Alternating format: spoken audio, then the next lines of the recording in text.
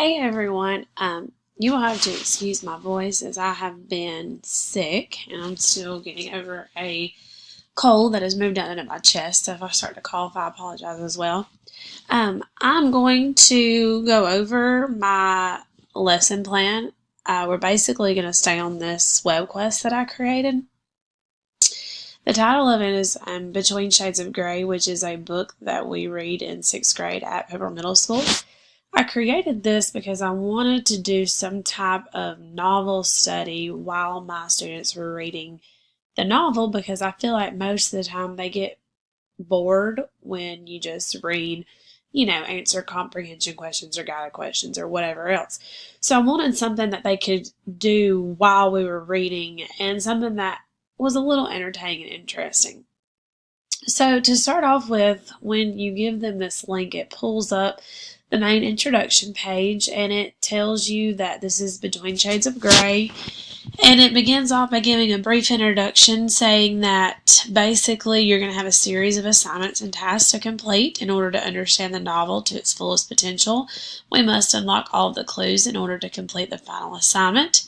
And by unlocking all the clues and completing each assignment, then you are ready to move on to the final assignment.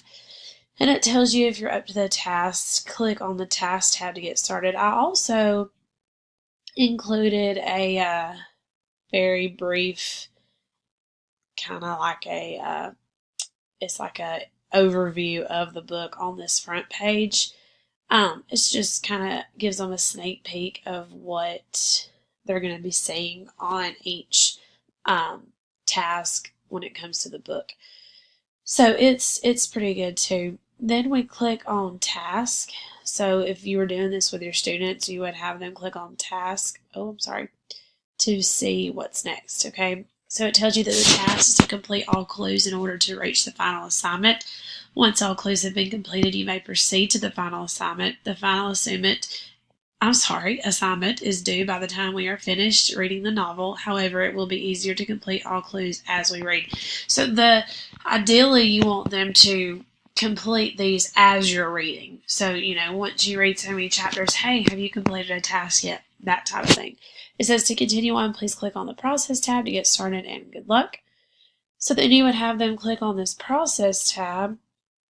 When they do that, it tells you that these clues will be a series of mini assignments to complete, and you must complete each one to go on to the next one. Clue number 1 is a book trailer to gain some background knowledge about the novel. This would need to be a pre-reading assignment. So this would need to be done, before you even assign the book, or right after you assign the book, have them look at the cover, that type of thing, and then have them watch this book trailer. It's pretty interesting. It gives them just a basic overview. The next clue, so once they do the book trailer, you could also have them do this assignment, and it could be done, the same day or the same week. And it is a before reading activity. As you can see, they must read each statement and reply with either they agree or disagree in the column next to it. And after reading, we will complete this again to see if their responses have changed. What I do is when I give them something like this, I ask them to save it to their computer and then send it to me in email, just so we can have it for later. So that is clue number 2. Oh, I'm sorry, there's my lesson plan. Let me get this out of the way. Still learning how to work this thing. Next, clue number 3 is a simple assignment on their own, but they have to research the political climate of that area in 1941 and now. And they have to post their findings in a Google Doc that's posted in Google Classroom.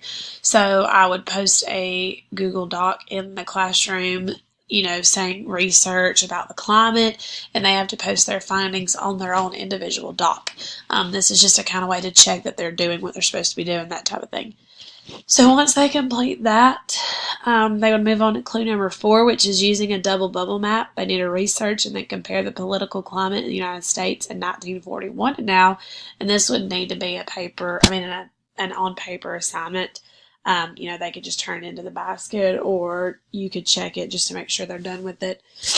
Then clue number 5 they have to do a journal entry, and they have to compose it from one of their points of views and answer the following questions. I like this one because I like journal entries, and I think it's important to incorporate those into lessons. So this one is a good one.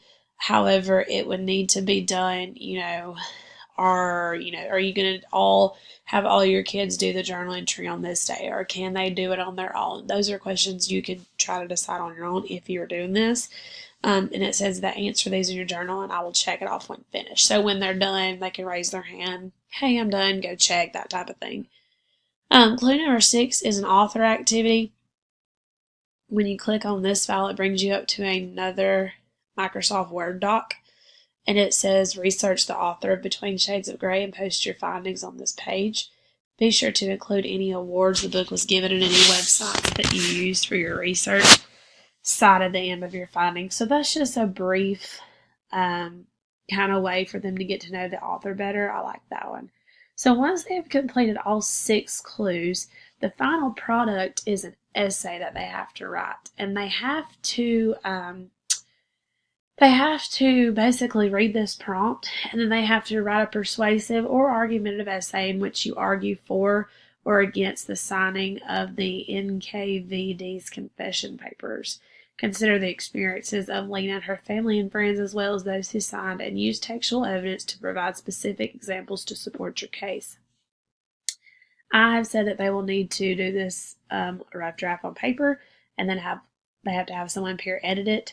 After their draft has been completed, it will need to be turned in for direct feedback from me. Once that draft has been returned back to the student, then they can start writing their final draft. However, they're going to type their final draft on a Google Doc and submit it into Classroom so I could grade it with Flubaroo. And then I also have a rubric on the evaluation tab, as it tells you in the bottom. So you could click on evaluation. This takes you to the rubric over a persuasive essay. It's a very simple rubric and easy to follow for all students, with 4 meaning exceeding, 3 meaning, 2 approaching, and 1 not meaning. So after they were to finish the final product, they would turn it in. When they're done, it tells them to make sure they have submitted. Then they're going to answer this brief survey. It's just kind of like a closing for it. They should totally be done with the book by now. And this is just a way to kind of end the tour, basically. So how did you like the novel? What was your favorite part of the novel and or the novel study? And would you recommend this book to others? When they submit it, it sends the answer straight to me so I can see that they've done it. And that's simply it. There's also a teacher page with some standards on the back, as well as an implementation plan. So that is the web quest that I have used for my lesson plan, and I hope you guys enjoy. If you would like to use it, please let me know, and I can send the link your way. Thank you.